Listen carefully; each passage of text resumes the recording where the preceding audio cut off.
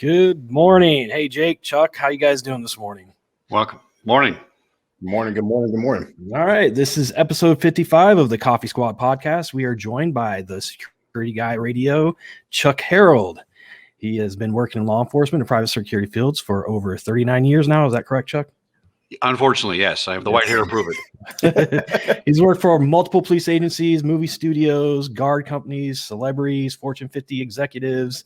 Most recent assignment was a vice president and provided and managed over 500 guards a year for 5 years at the Academy Awards. I bet you got some stories about that one. Oh, well, yes. None that I can tell, but I have a lot of stories. No, come on. Come on. We got to hear at least one. Maybe two. Is currently the executive producer and host of Security Guy TV, where he has produced over 2,000 video and podcast interviews. So, we're on like 55. You'll get we got there. A long way to go, Jake. A long way to go. I don't know if I got 2,000 in me, man. And then he also hosts the ASIS Security Management Highlights podcast. So we've been listening to some of your stuff. It's really good, and we appreciate you joining us today. Well, thanks for having me. I seldom get on this side of the camera, so I'm terrible at being interviewed. So help me through it. Oh, I'm sure you're a pro with all those podcasts and interviews that you've done. So yeah, it's great. I've listened to you on the ASIS Security Management, the podcast there, and then started following you on your other podcast. So I think it's great. It's good to kind of talk with someone who's been doing this for a long time, probably knows a lot of the ins and outs, and it's interesting. I love the subjects that you talk about, and so hopefully we get a little synopsis of what it's like to be in your shoes today. Yeah, I'm looking forward to it. It's going to be fun. Awesome. So Jake, we'll start it out. What kind of keto bubbly water are you drinking this morning? First, it's keto again. Second, potato. Second, it's a Celsius sparkling Fuji apple pear water. And before you start criticizing me, Will, I just want you to know, my buddy Neil, who listens to the show a little bit, he called me up the other day. He's like, "You bastard. Now you got me drinking sparkling flavor water." So there you go. So what about you, Chuck? What are you drinking? I just caught you like mid drink right there. Well, I happen to be drinking Death Wish coffee. Okay. Right? And right here it says the world's strongest whole coffee bean. It's really good coffee, right? Yeah. So are you a coffee connoisseur? Not really. I just like bean coffee, and whole bean coffee is kind of a old school thing now. It's hard to find whole beans, and this is one that happened to be whole beans, and so I picked this up. It is really good though. Awesome. So I don't know if you've heard the podcast, but Will definitely is a coffee connoisseur. He's a coffee snob. So I am a coffee he always snob. likes to wow our guests with his little hints of flavors of this. So go ahead, Will. What are you drinking this week? Well, I mean, not hints of flavor, but I'm drinking Black Rifle Coffee or Die. It is a medium roast, well balanced, not too acidic, not too roasty. It's just a good medium roast coffee. I belong to their subscription along with One Nation, and I get whole beans both ways. So I grind them, and I have different ways I make my coffee. So I guess I'm not a connoisseur, but I'm a snob, I guess you could say. So, Chuck, anything to add on to that? Will? Is it the world's strongest whole bean coffee? If it's not, No, then I'm it's not not. really impressed. I got to say. All right. But now, I know Black Rifle has CAF, which is caffeinated as beep, and it's pretty strong coffee. It's like 3 times the amount Black of caffeine Rifle, or something like that. it's very good coffee, and it's a great cause, of course, too. So, Yeah. So, Absolutely. all right. So, without further ado, I think we should go ahead and talk about our guest of the hour here and see where it takes us.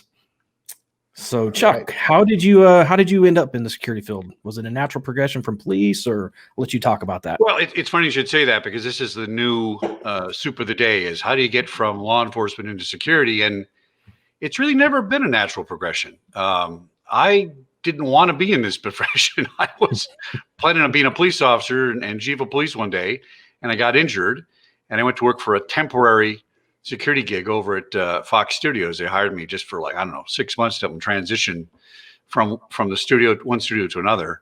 And I wound up being in the movie industry almost 10 years for Fox and Disney.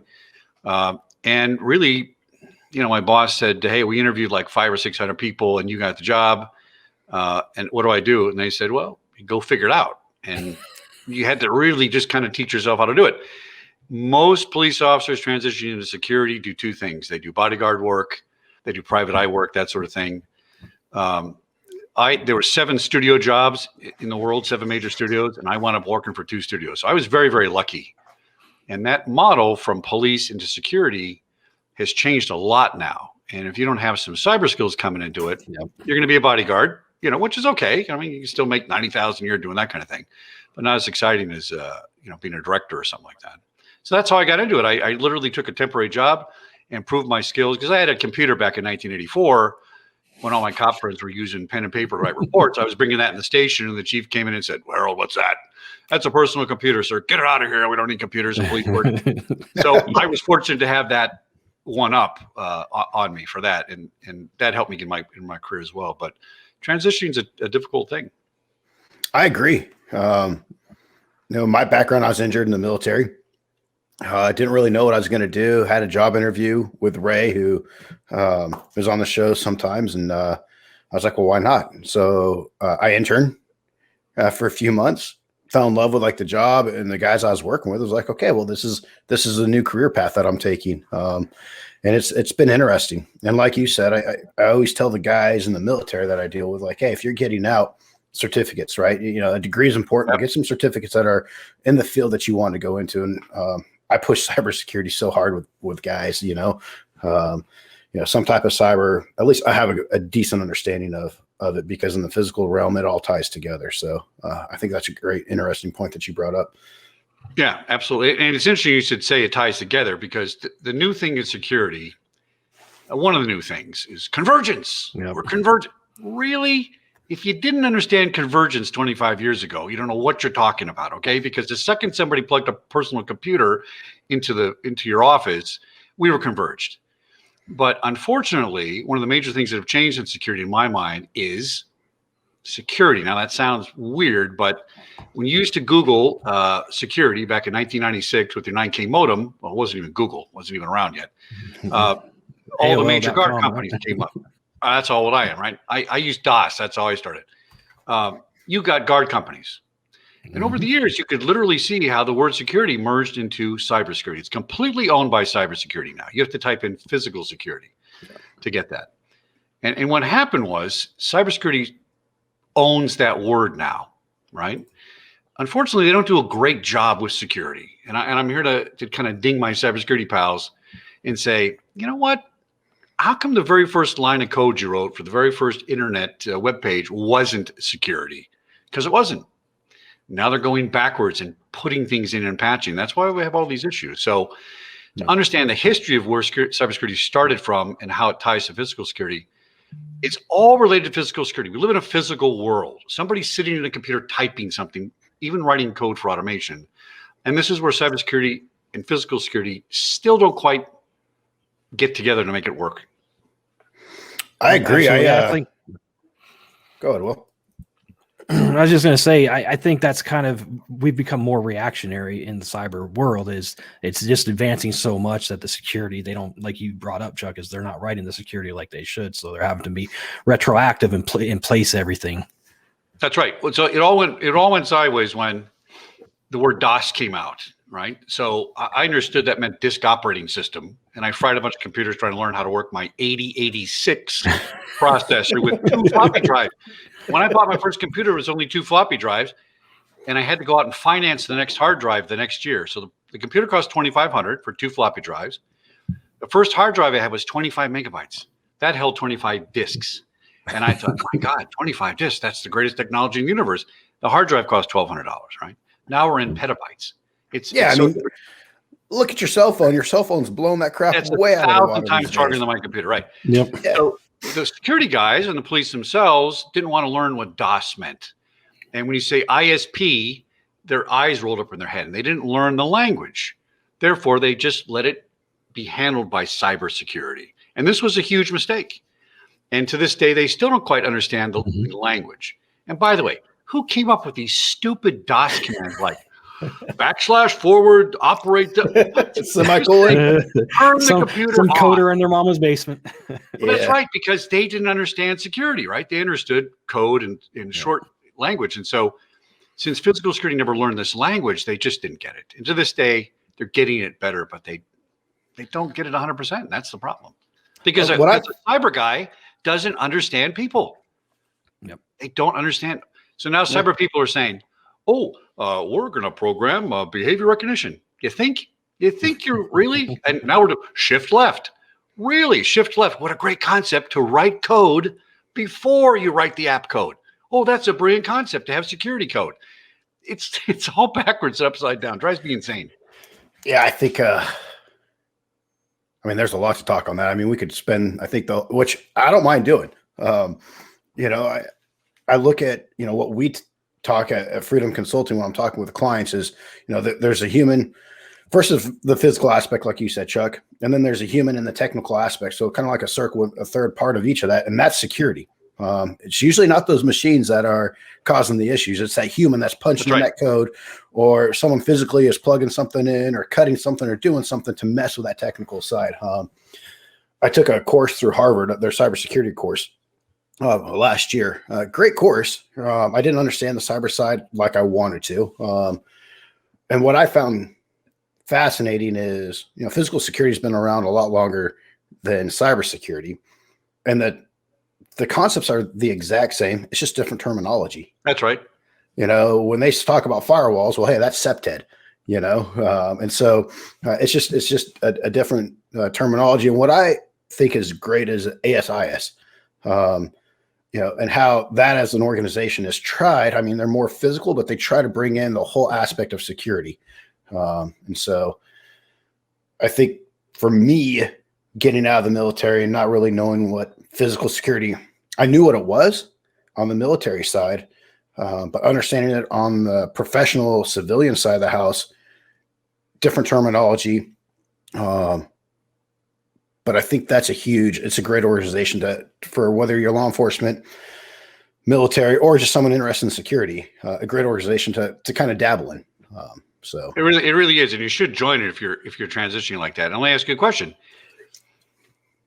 Do you think that security turned out to not be what you thought it was, right? Because I'm a police officer. Oh, security. Well, I'm a police officer. I provide security. And you're military. You provide security. We really didn't provide security. We provided responsive reactions to things, right? I was a responder as a police officer. By the fact that I'm standing there with a gun and uniform, I protected people to some degree, but that's not security. Military is not security. It's different. I think it depends on what you do in the military. And so this has been aired. I was a Green Beret. And so as we traveled around all these different countries and other places, we were responsible for our own security, whether it was in a hotel, a house, or a fire base in some third world country in a combat zone. And so we had to learn security measures, cameras, motion sensors, ground detectors, that kind of stuff. But I would say some of the great technology has come from the military. Oh, yeah. From the side of the house as far as security. And so I would say overall the military, I think everyone learns security because that's the first thing you learn in basic training. But the depth and the level that I would say being a PSP or a CPP with security and that knowledge, because that's all I do now. And so I think it's definitely a lot more intense on the civilian side. I know me personally coming from law enforcement over, I had, there's that stigma that I think law enforcement has towards security guards and the security industry in whole, you have that, oh, well, this is all they do. This is when you think of security. I know most of the guys I work with, me included at the time, oh, it's just the mall security, Paul Blart type guy.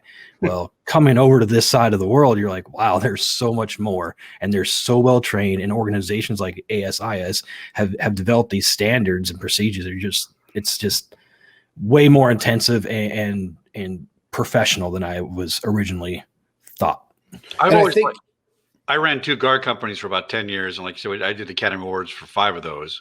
And I provided a lot of guards every year. I had to hire 600 guards to get 400 guards to show up, right? Because everybody dropped out or Trisha, that kind of thing. And, the cops, the off-duty cops ran the contract and hired the guards through us, right? And the cops think, oh, how come that guy's not standing at attention in the rain at midnight? Okay, well, that's not the same thing as being in the military, standing at attention in the rain, right? It's a different discipline. Ironically, the police officers themselves could not do what most of the security guards I had did, right? They just don't have that sort of discipline to stand there on a post for 8 hours and pay attention. So it takes all these people working together to make this stuff work. And I would like to see organizations like ASIS bring the guards in at that level a little more. I like to get some more guards involved in this. Think about this. If we've been training the 1.5 million guards that were in the business when I was in the business in cybersecurity, we wouldn't have a 2 million person shortage, would we? Nope. We missed the boat on that one. And all those people were capable of learning that stuff. And I think a lot of people think of physical security as just security guards or home alarm installation or cameras. And it's so much, when I tell people, hey, I'm a security consultant, they're like, oh, so you do cameras and alarms and security guards. I was like, I don't do any of those. I do threat assessments and other things. Right. But I think ego, when we really boil this down to it, a lot of it's just is ego of, well, I was in the military, and so I'll beat my chest a little bit louder or bigger, or I was a police officer. And then the security guard is kind of down here in the food chain, it seems like. No, it's a sad statement. It's absolutely true, though. And I get crap when I say things like that, but it's 100% true. I have personally hired and interviewed way over 3,000 or 4,000 guards in my career. I mean, I just didn't want to have some HR person do it. I want to make sure that was the right person for the post, right? Union guards, non-union guards, studio special events. For the Academy Awards, I posted 9,000 posts over a 45-day deployment using 400 guards, right? I know guards. They're good people. They're underpaid. They're really paid the lowest you can get away with because they want to save those top margins for the directors and the guy that runs the guard company. So it's kind of one of our dirty little secrets. We need to do better in that area. And we got to pull those people in and start training them and getting them certificates. And ASIS has started out with that new certificate. Yep. I can't remember the name of it. APP, I think. Yeah, that's a great idea. There's a PCI one too. Get people in at that starting level, get them involved. Yeah. And listen, if we don't do this now and sooner and faster, we're going to run out of security people on the physical side too. Why do I not be a guard when I'm going to catch COVID? I'm going to go be a barista and get full medical benefits. Okay. And that's the thing. The next crisis. What's the average guard make? 11 to $12 an hour, somewhere in there, depending on what state. You hope, because in places like Florida, where my taxes are less, I could pay a guard under $10 an hour back in the day because my payroll tax was less, and some of them made $8 an hour. So around the country, it's different. San Francisco, you got to make 12 for 15 to survive, right? But it's still $12, $15. Like it's nothing, especially with the climate going on today. I can't tell how many calls we got from May through, I'd say, August, September timeframe with all the riots and everything going on of small businesses and restaurants saying, hey, can you send, I need 10 guards up in Raleigh, or we even had news crews calling us, hey, we have, people coming down into the Fayetteville area. Can you provide us, 3 to 5 armed guards? There was a huge guard shortage from what I saw this summer with everything going on. And then if you're a company paying your guy $8 to $10 an hour to stand in front of a business with all this chaos going on, good luck. Good luck. Oh, yeah. Yeah. And not only that, with the movement for the defunding the police, I think you're going to see more private businesses that can afford it hire their own like high dollar security guards and essentially their own private police. Well, that's exactly correct. And back at the studios back in the day, my Fox security badge said studio police. That wasn't because we like to put the word police on our badge. It actually was a police force back in the day, registered with DOJ. And they did that to control the stars and all the secrets and all that kind of stuff. They could do their own internal stuff. There are 3 private police forces in California. One is up in Tehachapi, one's in San Diego, and I forgot what the third one is. The only difference between a private police force and a city police force is funding. Who pays for it, right? Mm-hmm. So you can go out and get a private police force. I think this will be a new trend. I'm going to take some big community like Sun City and say, we all went through DOJ training, went through an academy, you're private police officers. Because police officers are now catching on saying, I didn't get paid to get hit in the head with a brick every day. Once a year, maybe, but I'm not going to get hit with a brick every day. Same thing with guards. I can go be a barista. I'm not going to stand out here for $10 an hour. So there is a guard shortage. The average giant big box guard company, which is most of our guard companies now, can have an attrition turnover rate of up to 300% a year. Mm-hmm. But get your head around that. They're hiring the same guards three times. They're rotating their entire 100,000 employees 3 times a year. That's not sustainable. I would love to talk to like the guard companies and find out why. And I imagine one is probably pay is a big issue. It's not pay. Is it not? Nope. Ironically, I got to tell you, the Academy Awards are pretty cheap bastards. I got to tell you, they don't pay very much. But what they did like is it was sexy because I get to work the Academy Awards. That's one part of it. But I always treated guards like human beings. I treated them personally, right? So my guards, I didn't have a big attrition rate because I treated you with respect. So you didn't go across the street for 25 cents more. Guards will stay with you. A guy at KBC Radio, when it was ABC, then Disney, he'd been the same guard there in that lobby through 10 guard companies for 25 years because ABC treated him right. So that's really kind of the secret. Yeah.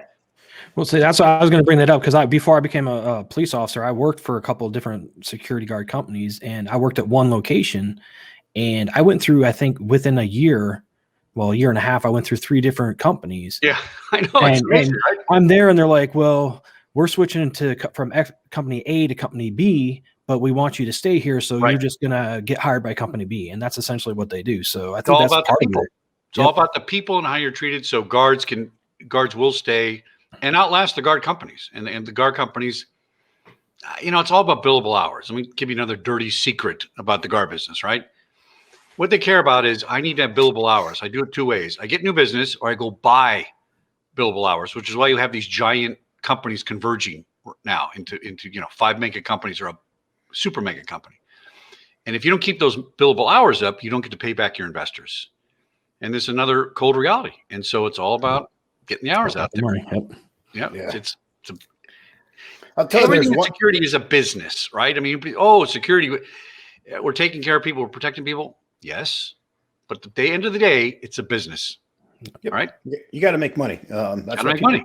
Hopefully people do it because they love it, and it provides food and shelter and whatever else they want to buy. Provides a paycheck. So one thing I've noticed, and I'm talking with buddies who work for some of the major like sporting arenas around the country, is 10 years ago they used to have zero problems hiring off-duty police officers, armed police officers to work their events. And they usually had a contract with the city, whatever city they were in. They're starting to find that harder and harder to do just because police officers aren't willing to do it.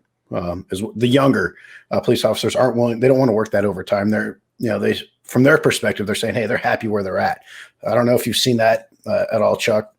Yeah, there's 2 factors there. One is what you just said. It's just a different sort of police officer now. I just got back from Palm Springs with my buddy from 39 years on police work. He's still working after 44 years and bringing in, $90,000 a year in overtime. Right? We loved overtime back in the day, right? The other issue is that police departments are saying, you know what? Work permits? No. Security work permits? No. Too much liability for the city. Mm-hmm. And, LAPD way back in the day was very reluctant to issue work permits for bodyguard work, so to speak, right? Yep. And I think you're seeing cities saying we don't need the problem. The other little dirty secret on that is when a guard company tells you, I can get you special event staffing, from where? I had 60 accounts at one of my guard companies, 500, 600 guards working full time. Where am I getting extra guards from? I'm going to put those guys on overtime if they want to do it, and they don't. You just can't pull a bunch of magic standby part-time police officer guards aren't standing around going to work. So the other fib in security business is I can't really provide you all these extra guards and police officers unless I'm billing you a lot of overtime. And even then now it's more difficult, right? Yep. People are just saying, listen, I don't need to stand in the middle of a riot for $16 an hour. It's not worth it. Yeah, I wouldn't. Yeah. Or catch COVID on top of it, right? It's just, I'd rather start a radio show and do a podcast. Well, I think that, I think your March's podcast with ASIS Connects was the public-private partnership. Oh, yeah. And I think, for our listeners and viewers out there, if you haven't listened to it, definitely go listen to it. It's not mind-blowing, but it's eye-opening, at least, to hear about, the civil arrest, the disagreement at work, and this push of bringing the private and public together, like you kind of said earlier in the show.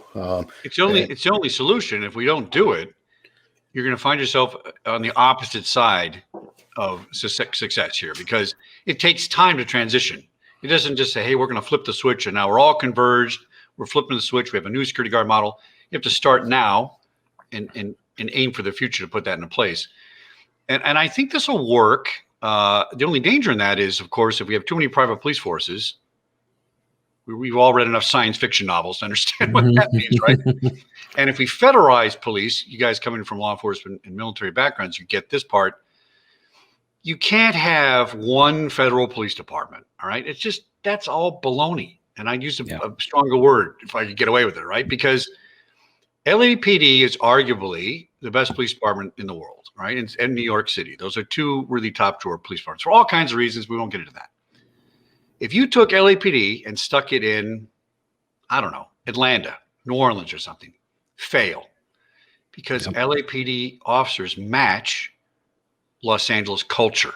It's all about culture matching, right? So tactics are one part of it, and rules and regulations are one part of it.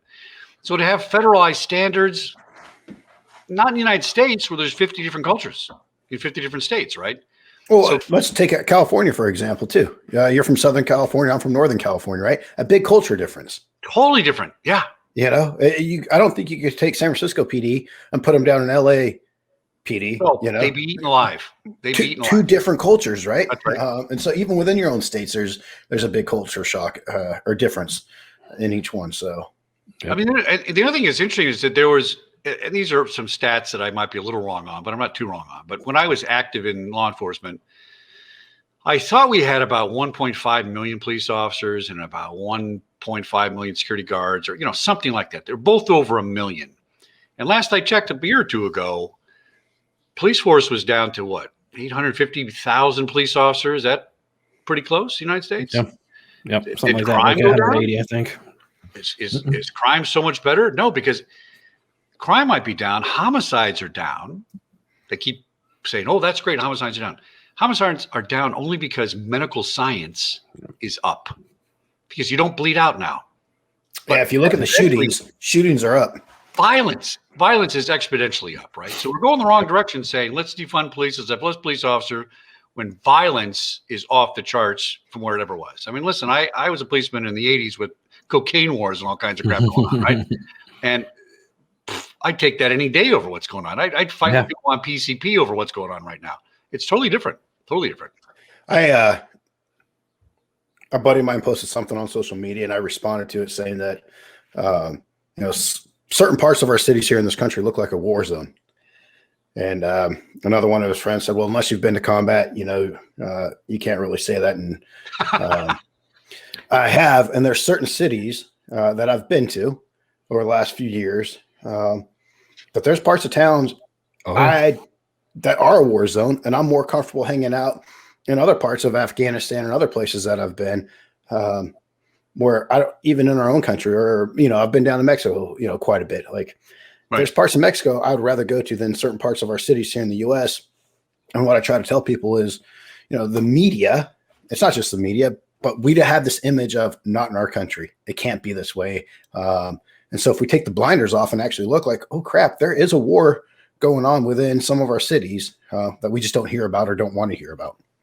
Well, and I'll tell you what the biggest, I think, in my opinion, the biggest demise is caused by one thing. It's lack of empathy. All right. And I went to Rio Hondo class 61. Go look that up. That's a long time ago. It was the last stress academy in California. They used to throw coffee at us and call us names and do all kinds of crazy crap. And somebody sued us. Like it. Oh, that hurts my feelings. Don't do that. So they stopped stress academies. And so now, out of 300 and something police officers that we started with, we graduated, 50. All the rest washed out. Now, if you start with 350, you take 350 because you don't have any bodies, right? Yeah. If you can't handle simulated stress, you just don't belong in the job. One thing they taught us and emphasized to a huge extent was empathy. All right. These are all human beings. You're all going to act professionally. You're going to treat people with respect. And this erosion of empathy towards your fellow human being in law enforcement, and I'm not criticizing all law enforcement, I'm just saying, has caused some of this demise. We've gone from strategies to tactics. right? So this guy came into my house last year, I had a stolen cactus, first world problem, okay? And the PD comes out and says, oh, because it's a felony in Arizona, actually, to steal cactus.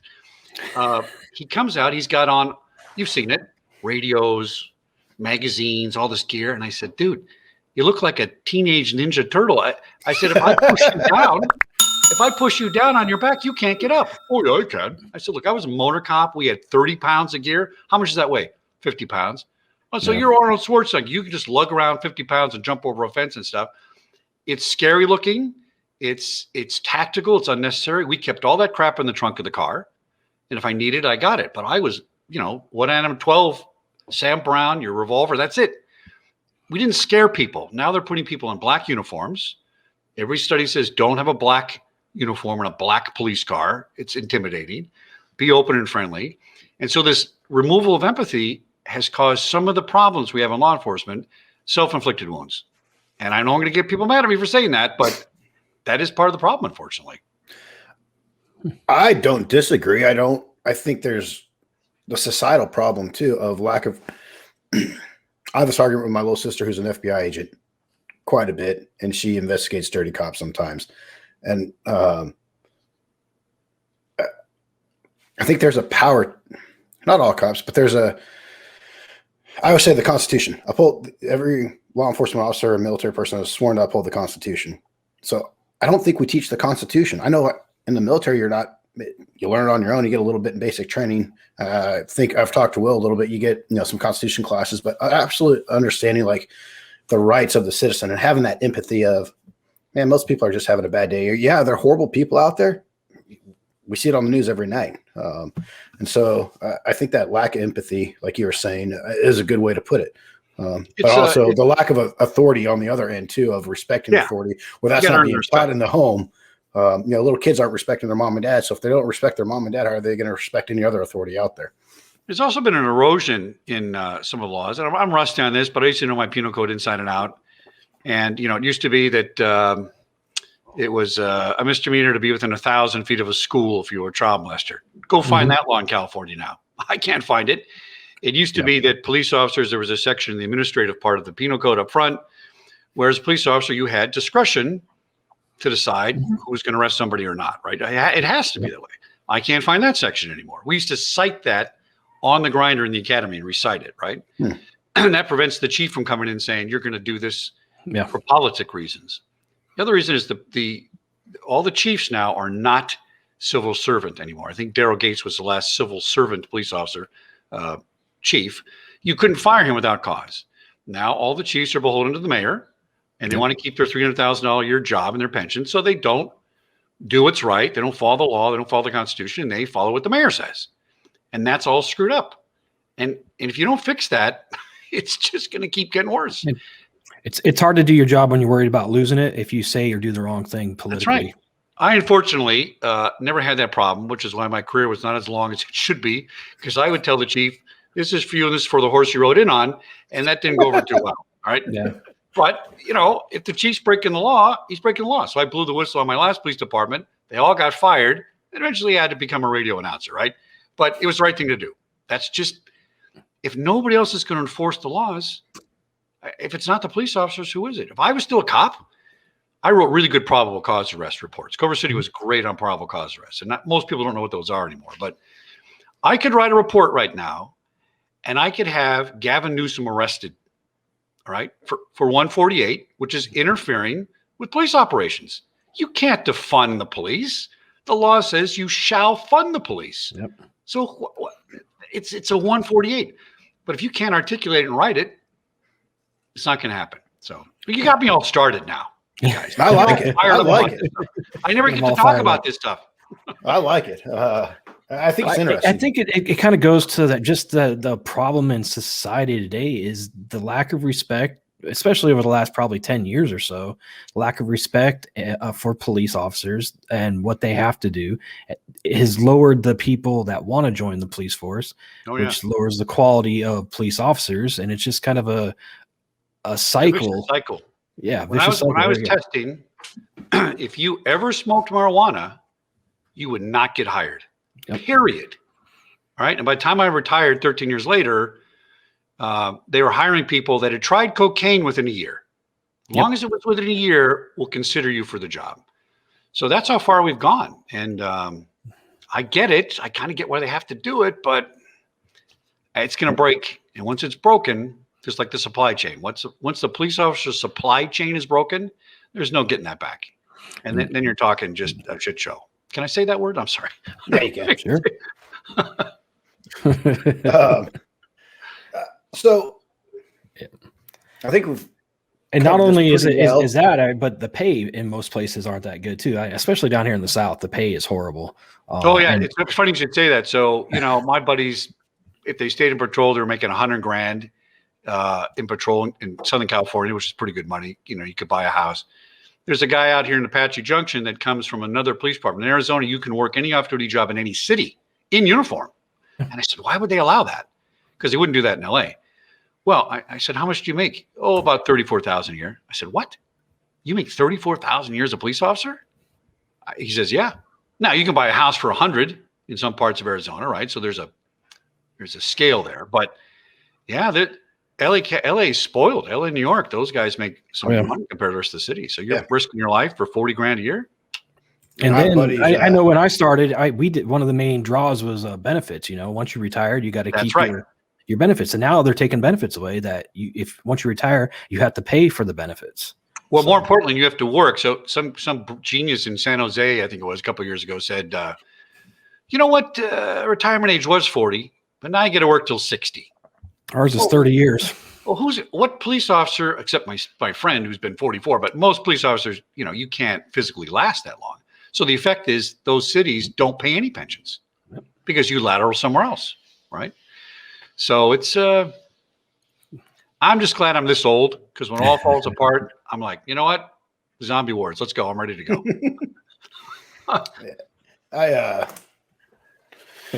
We had a guy on last year talking about prepping and stuff. So that's ready for the zombie apocalypse. Well, honestly, I think and this is just my opinion, and it doesn't mean a whole lot, if anything, but we're heading that way. You're seeing these movements. Not a zombie apocalypse necessarily. Well, no. Well, maybe. I don't know. I mean, there's a lot of definitions of that, but yeah, that's true. You go to downtown Seattle or downtown LA, Portland. And I'd beg to differ that there's not a zombie apocalypse going on. I mean, those poor people, the government's not helping them. I mean, I'm all about responsibility, take care of yourself, but some people really need help, and we're doing a terrible job at that too. Lack of empathy from the governments. Just, hey, let them sit out there and, in their own squalor and live in a tent. Let's do something about it. Let's help people. I don't get it. I don't get it either. I mean, you and I were talking about before the show, both being from California, and there's always been a homeless, what we would call a homeless problem when I was younger is I think people would beg and pray for today, in California. It's not a problem. It's beyond a problem out there. It's, where anywhere you go, it seems like in any of the major cities, there's a homeless encampment, not just one, but multiple of them. And then the drugs and the crime that come along with that. Well, it kind of gets back. Let's go back to war, right? So one argument I used to have about terrorism all the time was, I said, what do you do when your enemy's ultimate goal is genocide? That's kind of like the top level of war, right? Most conflict is I'm going to take your land, take my land. At the end, we divide it all up. But when the stated objective is genocide, how do you deal with that except with genocide, which is a bad way to go, right? Any way you look at it, it's a bad way to go. So when you have, 1 million people that are homeless in California, there's a tipping point. What do you do with 1 million people that don't have a house? Do you give them a house? But it gets to a point where you can't fix it. And then it turns into a new something else. Right. Yep. And that's what becomes sustained is whatever that new model is. And we have these new models coming up that people are not paying attention to from a security perspective. I'm no conspiracy doomsday guy. It's just common sense to me that the things we have in place now for security from a perspective and cybersecurity, physical security, it's not going to work. It's not sustainable. And we got to flip to something else. I think it's antiquated. I think the same way with, you brought up war and combat and how do we deal with the terrorists? I get when I was in constantly deployed, people are like, well, are we ever going to win this war? It's like, no. No, you're not. When you're fighting an enemy, there's one way. Ideology. It's genocide. I've talked to a lot of my interpreters like, hey, how do we solve this? They're like, you got to kill them all. I'm like, okay, well, that's not possible. First and foremost, it's not politically correct. It's not. You're on the losing end. So you're in a lose-lose situation right now. General Bolduc just wrote a great article, I want to say in the New York Times, about Afghanistan, because right now it's in the news of, do we pull out? Should we not pull out? And basically he said, and he was a general. He was actually a general when I was over there. And he was one of the first ones into Afghanistan after 9/11. But our leadership, the military leadership and political leadership has failed. The war on terror, and people always again ask, like, how do we win this? Well, how do you win? How do you fight an enemy who doesn't wear a uniform, who dying is better than living? Yeah, it's way too hard to win a combat. Yeah, a war. It's very similar, if you think about this, to the redcoats, right, in America, and marching in lines and rows and already in the firing line, and our guys just running around the woods taking pot shots at them because they didn't know how to switch to that. That's why the British lost, right? And now we are the British fighting these traditional linear wars with all these tactics and all these high-tech things. And if you think about it as a strategy, isn't it brilliant on, let's call it the enemy? I'm going to use a bad word nobody likes to use, but that's the only way we can define it. Their strategy is brilliant, because when they say genocide's our goal, you can't do anything about that, to your point, except make everything a parking lot, and then you become the bad guy. Yeah. Right? So I'm sure there's a solution there somewhere. We have to figure out what that is. Injecting some empathy might help. Strangely enough, in war, it might even help. But I think we're getting tricked into a lot of these things. We're getting suckered into responding and reacting to things. And somebody else's strategy is much, much more clever than ours. Well, and we may have the strongest military in the world. That doesn't mean we're going to win. And we've seen that. I have a master's in strategic studies, and we talked about this a lot. And I'm not at all an expert on this at all. But we haven't, my opinion is, we haven't won a war since World War II. Because we went total war at that point. The country as a whole, whether you're a young kid, a father, older person, mother, everyone had to sacrifice in order to win the war. And the government and our generals used what's called total war. Win at any cost, at any means. Yep. After that, we had the UN and everything created because it was an atrocity. You look at World War I, you look at World War II, and all the lives lost and all the innocent civilian lives lost. And again, it goes back to empathy. But every war since then has been somewhat of a political nature where politicians are running the war, not the generals. And you go back to Clausewitz's trilogy and everything with that. And we are way off subject here, but it's great talking with you. I'm on my soapbox right now. Security. It's all back to the security, which is all back to what? People, right? So everybody wants to feel safe. This is the basis of all human nature. The first thing we want to do is be safe, and then we're going to go out and cure polio. But if we're not safe, we can't cure polio. That's just the way things work, right? We're putting the cart before the horse. So the question is, what do we do for a new security model? What are we going to do to improve people's quality of life while making everybody feel safe? And I don't think we quite know that answer now. I think we're trying to figure that out with old models, and we're finding it's not working. I would like to see us go back to police officers in cybersecurity and stick a police officer next to the coding guy at the desk and say, listen, why don't you code in some behavior there? Which they're doing. I'm doing behavior recognition coding. Oh, really? That's brilliant. We've only been doing that for 1,000 years in security. We've only had firewalls, AKA moats, around castles for 1,000 years. The physical security people get this stuff, right? And so if we work together on the cyber side, we'll be much better off. But, it's a complex issue, but it isn't. What's complex is people's willpower is not there to do what they need to do to make it work. And that's where we're failing, is our willpower right now, unfortunately. So before I go off, so you want some Academy Award stories? Let me tell you. Yes, that's what I was just about to ask you. Like, I want to know about your best one and your worst one. You don't have to give any names because I'm sure that's this is a weird story.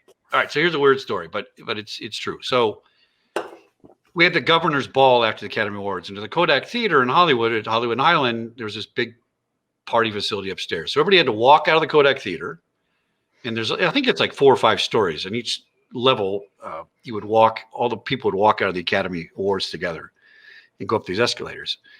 So I'm standing there with all my guards, we're watching all the stars and celebrities and seat fillers, by the way. Most Academy Award people, they put it on a bus and pay them to sit there. They're not attendees. There's another little secret for everybody. Everybody's about the same height. I'm almost 6'2". I was tall. Everybody's kind of walking out. You're looking at 5'10", and all of a sudden, here comes Cate Blanchett.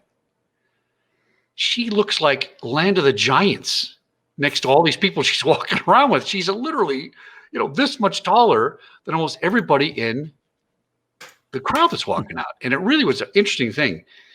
Most people in Hollywood are not tall.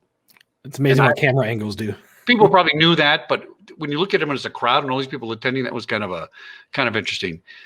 Most of the celebrities we talked to, very nice people. We did checkpoints. That was my job, was to get the guards on the checkpoints and scanners and things like that. A couple other people, not so nice, unfortunately, but when you're posting 9,000 posts over 45 days, you're going to get a lot of, different opinions on how this stuff works. But logistically, it was quite an undertaking. And then we had a woman sitting, it's hard to describe, but the Kodak Theater and that mall is 5 levels. And if you walk in the main part of the mall, you'll see these levels if you look up like an atrium. So up on the 4th or 5th level, this woman was sitting looking over the red carpet for 4 or 5 days prior to the show.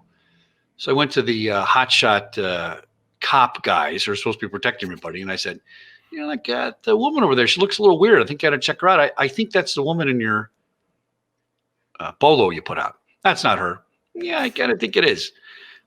Turns out she was a woman who had tried to kill the president of the Academy, threatened to kill him on several occasions. And she'd been sitting there for 4 or 5 days watching the whole thing. And crazy. The crack shot LAPD secret squirrel guys never caught her.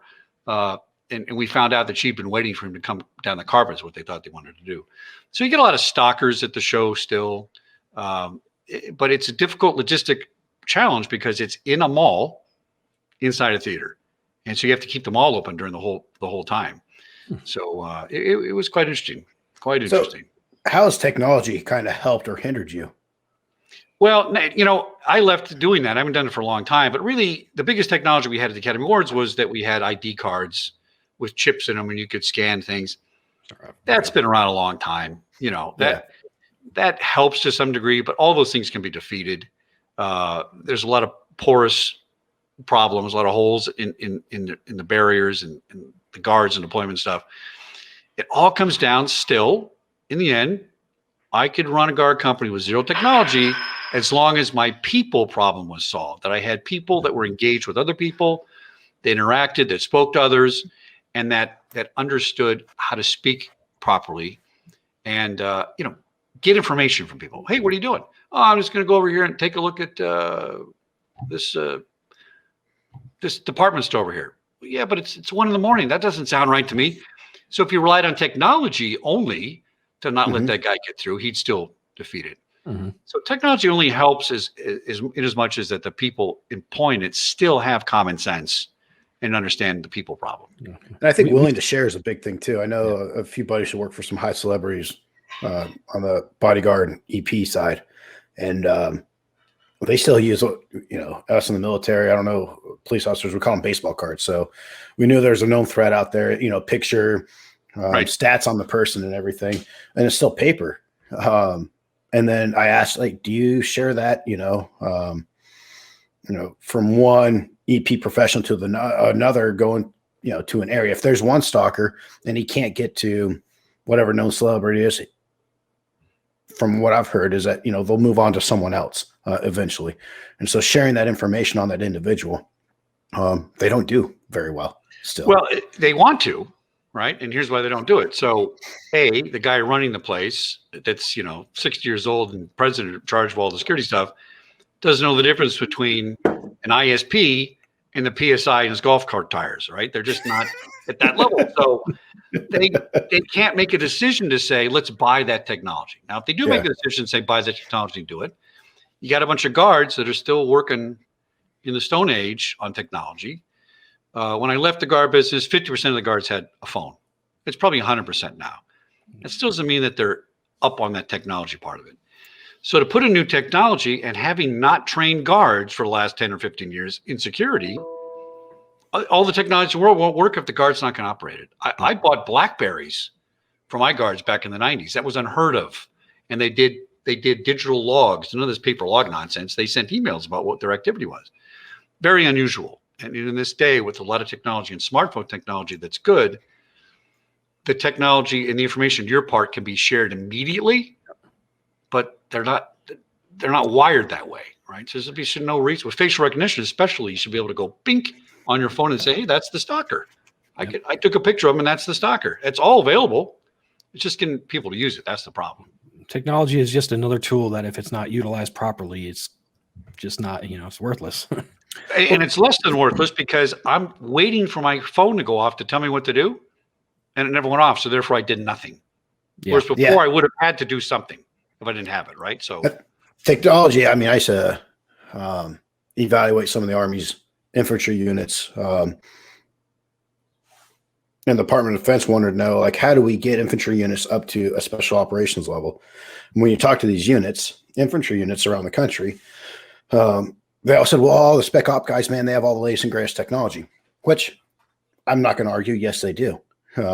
However, the basics, they understand and they train the basics day in and day out all the time. And so when you understand the basics, whether it's in whatever profession you're in the security industry, if you understand the basics and how to do the basics, well, that technology, once that comes out, it's only going to enhance your job. And like you were saying, right, Chuck, if you don't, and you buy this piece of, $200, $300, $400, whatever much it costs, thousands of dollars of an equipment, it's nothing more than a paperclip, a high-end paperclip or a desk thing, because you have guys who don't understand the basics. They don't know how to use this. And you just spend all this money and it looks good and it sounds great, but it's absolutely useless. Yeah, that is the challenge. And we really got to get back to basics. Got to get back to some basic physical security stuff that's been around for 1,000 years. There's a new trend out now. Some cyber guy drew a picture of a castle, and he identified all the security points and how brilliant castles were back in the day. They were designed from security ground up. I got a moat, I got a drawbridge, I got turrets, I got places to pour hot oil on my enemies. I mean, these guys really thought castle security through back in the day, and we've gotten away from that. And the cyber people, one of the problems with cybersecurity is time to market. I need to get my technology to market today, because if I spend 5 minutes putting it in security, that slows down my time to market and I lose money. Okay, and it only lasts 3 to 5 years. Not the worst argument, but when I interview people and they say, what do you do? Well, we check open source code to make sure that there's no malicious software bugs in it. What? Oh yeah, 85% of all apps use open source code. Really? That's a brilliant idea. That's like saying in physical access control, let's let 85% of the people into the Academy Awards, and we'll only screen 15% of them. That's a good model. Are you guys out of your mind? But this is how the cybersecurity world works, right? So some guy has a whole business that he makes of checking open source code. And what happens? They find vulnerabilities in open source code. So they think they're being clever by coming up with these ways to solve security in cyber security, but they've actually created their own problem in the first place, right? And so it's a self-perpetuating formula that allows them to keep charging people for security when they created the lack of security in the first place. You wonder if the people understood those numbers would be fine with that going through TSA, That's right. That's right. But, so please keep coming on my Black Hat show every year. I don't want to piss anybody off, but you guys know I am. I ask you the tough question because if you don't ask these questions, nobody's going to change, right? No, I like it. I think it's great. So, Chuck, really appreciate you coming on, man. Great talking to you. I definitely would love to have you come on again. Anytime you guys want. Anytime. I love it. Okay. I imagine you'll be at GSX this year, hopefully, if it's in person. Yes. I've been told that, we're like 95% for sure we're going. They're going to do the parallel cyber version as well. So I'm getting in the car, loading up the gear and driving to Florida.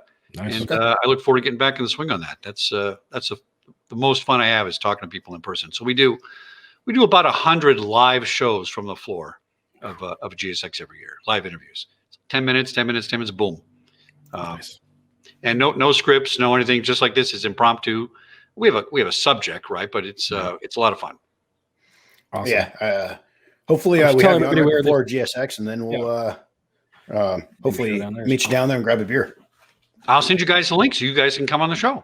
Awesome. Yeah, that'd be fun. Awesome. So thanks, Chuck.